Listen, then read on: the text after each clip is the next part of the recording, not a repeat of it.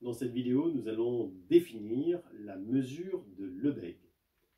Alors l'objectif, c'est d'avoir une mesure sur R qui généralise la distance, sur R2 qui généralise l'aire d'une surface, sur R3 qui généralise le volume, et puis de manière générale sur Rn qui généralise le fait que la mesure de A1, B1, croix, etc., croix AN, BN, ce soit le produit des longueurs de chacun de ces intervalles. Donc, ça, on sait qu'on n'y parviendra pas sur l'attribut P de Rn. Je rappelle que ce qu'on a dit dans la vidéo précédente, c'est que pour n supérieur à 3, le théorème de Maynard-Tarski nous donne un contre-exemple. Donc il n'y a aucune chance de pouvoir construire une mesure qui fasse ça. Voilà. En tout cas, aucune chance de construire une mesure sur l'attribut des parties de Rn. Donc nous allons devoir accepter une tribu plus petite. Vous voyez d'ailleurs l'intérêt dans la section 1 de ce chapitre 3 d'avoir défini des tribus et d'avoir des ensembles qui ne sont pas forcément les parties de Rn, qui puissent être éventuellement un peu plus petits et sur lesquels nous allons pouvoir travailler. Bon. Donc il est très intéressant que les mesures s'appliquent à des tribus et pas obligatoirement aux parties de Rn. L'attribut sur laquelle nous allons travailler, nous allons définir cette mesure de Lebesgue, va contenir les boréliens. Donc c'est quand même pas un très gros sacrifice que de passer des parties de Rn aux boréliens, puisque souvenez-vous, pour les boréliens, on avait eu du mal à trouver des ensembles qui n'étaient pas des boréliens. Donc, il y a vraiment beaucoup de monde. Donc c'est quand même pas un très gros sacrifice. Évidemment, on aurait préféré pouvoir mesurer tout le monde. C'est comme ça. Donc on va mesurer sur une tribu un tout petit peu plus petite. Alors, je vais définir une application qui va des parties de R dans 0 plus l'infini fermé en plus l'infini. Ce que je vais faire, c'est que, étant donné une partie de R, eh bien, je vais la recouvrir d'ouverts, et puis je vais faire la somme des longueurs de chacun de ces ouverts, de ces intervalles ouverts. Bon. Eh bien, je vais prendre de inf.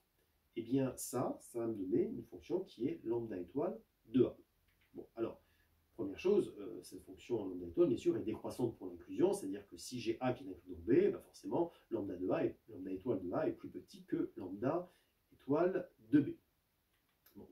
Si A et B sont des réels avec A inférieur à B, forcément, je vais avoir lambda étoile de l'intervalle AB qui va être égal à B moins A, puisque c'est la longueur de l'intervalle, et puis le recouvrement il est facile à calculer, enfin à donner, je prends simplement un seul intervalle.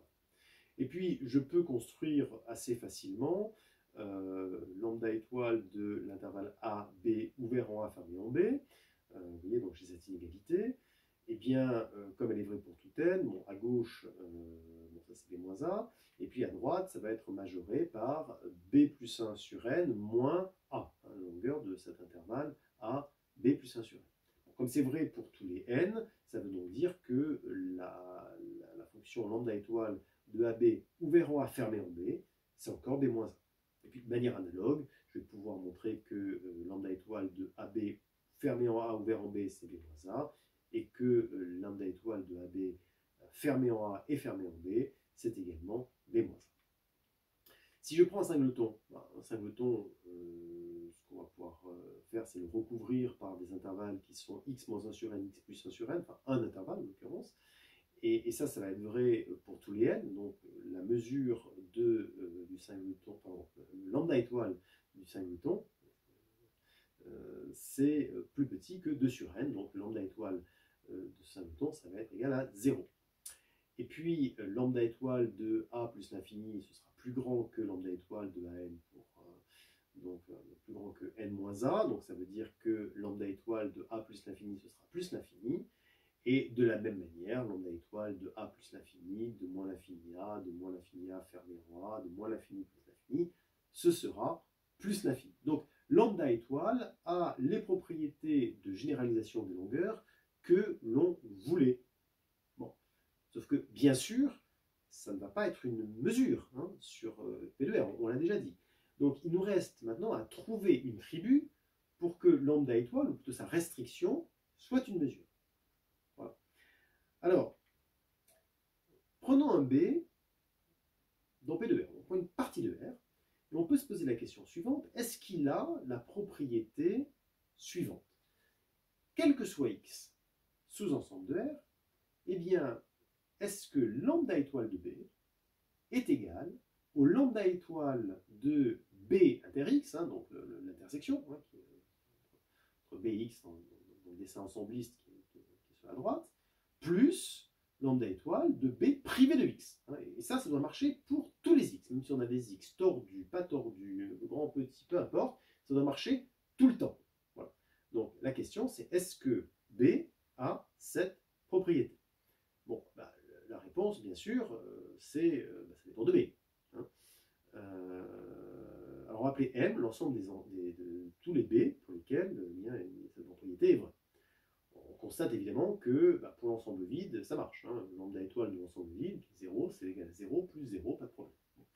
Si B est dans M, bien le complémentaire, donc moi si B a la propriété qui est là, et bien son complémentaire aussi.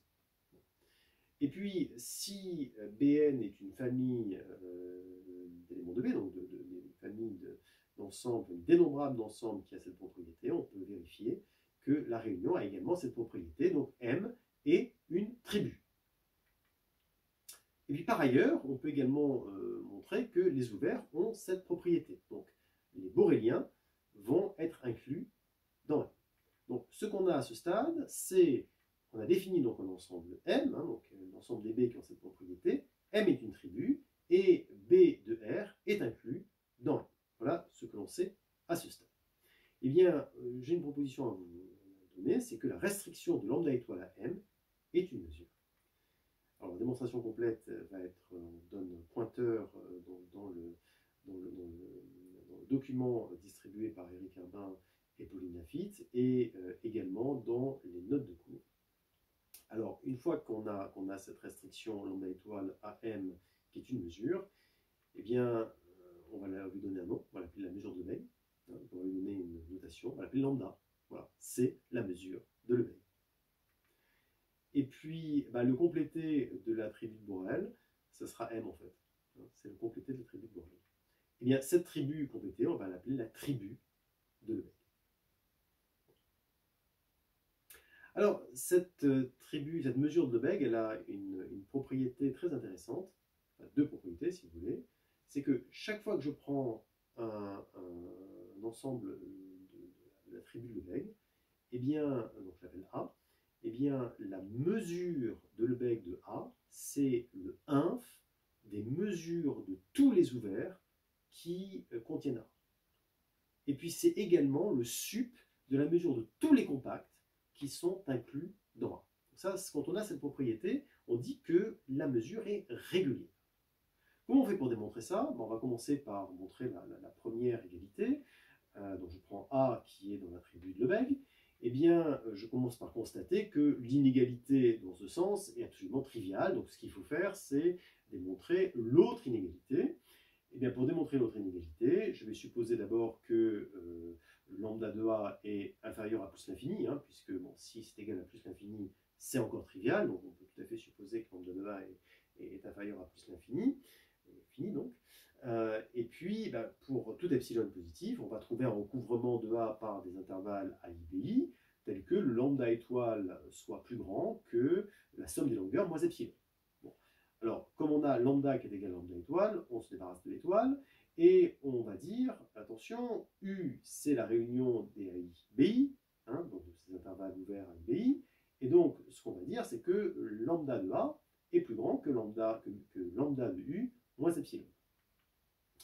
Donc, chaque fois que j'ai ça, ça veut donc dire qu'il existe un ouvert U, tel que lambda de A est plus grand que lambda de U, ce qui démontre que lambda de A est supérieur à l'inf, et donc du coup égal à l'inf des lambda U pour A inclus dans U et U ouvert. Montrons l'autre égalité.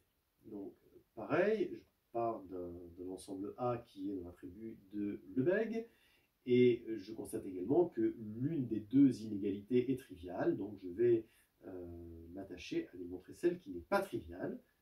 Et je commence par faire une hypothèse qui est que A est inclus dans un compact. Alors, c'est pas une hypothèse, hein, donc je fais cette hypothèse en plus.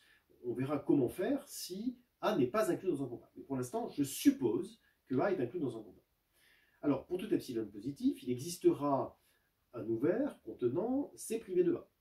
D'accord? Tel que lambda de C privé de A soit plus grand que lambda de U moins epsilon. Hein, c'est ce qu'on a vu tout à l'heure. Bon. Donc, maintenant, ce que je peux dire, c'est que si A est inclus dans C, eh bien, C, c'est donc égal à A union C privé de A. D'accord? Donc, ce qu'on va avoir, c'est que C privé de U, ce sera donc A union C privé de A, privé de U. Bon. Mais on sait également que U est un ouvert contenant C privé de A.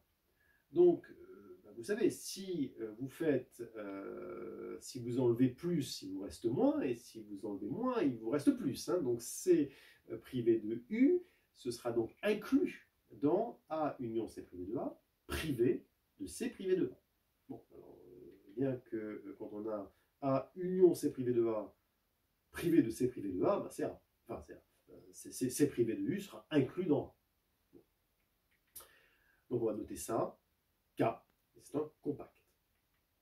On va garder cette équation en mémoire quelques instants, et on va donc dire, lorsque je prends un epsilon positif, donc lambda de K, donc c'est lambda de C privé de U, hein, c'est ce qu'on a dit tout à l'heure, ça va être égal à lambda de C moins lambda de U, et lambda de U, enfin moins lambda de U, en changeant le signe, le sens de passer le lambda U de l'autre côté, c'est plus grand que moins lambda de C privé de A moins epsilon.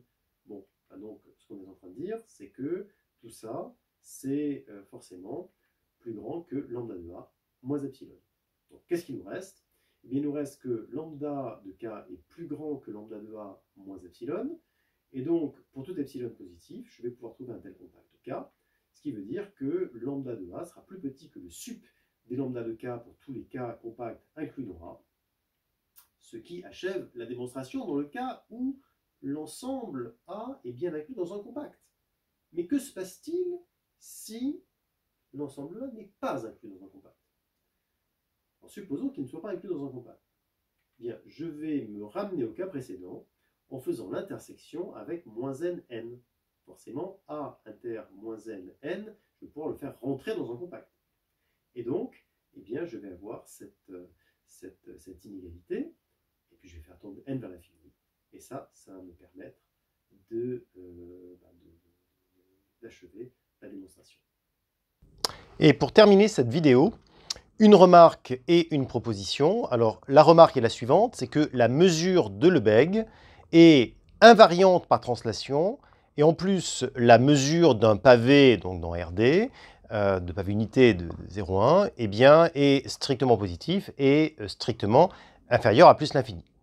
Alors, vous allez me dire, cette remarque n'est pas très intéressante parce que l'invariance par translation, on s'en doute, hein, puisque on a fait en sorte de généraliser la longueur du segment ou l'aire du rectangle, le volume du parallélépipède. Donc forcément, on s'attend bien à ce que ce soit invariant par translation. Vous voyez, la mesure de l'intervalle 1,2, c'est forcément la mesure de l'intervalle 5,6 par la mesure de Lebesgue. Bon, donc c'est pas très intéressant. Et puis le fait que la mesure de 0,1 puissance d soit comprise entre 0 et plus l'infini, on pourrait même dire que c'est égal à 1 finalement. Donc cette remarque n'est pas très intéressante.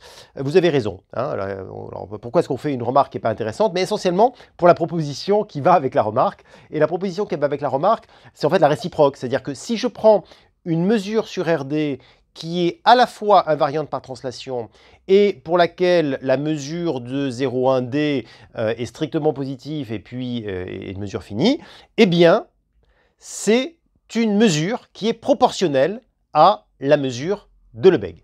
Dit autrement, il existe une constante strictement positive telle que la mesure mu, ce soit cette constante fois la mesure de Lebesgue. Alors, la démonstration n'est pas évidente du tout. Hein. Il y a dans les notes de cours, plus exactement un pointeur est dans les notes de cours. Et vous allez voir que ça n'a rien d'évident. Hein. Mais c'est une proposition qui est importante, enfin qui sera en tout cas utilisée au moment où nous ferons le changement de variable. Nous utiliserons cette proposition à ce moment-là.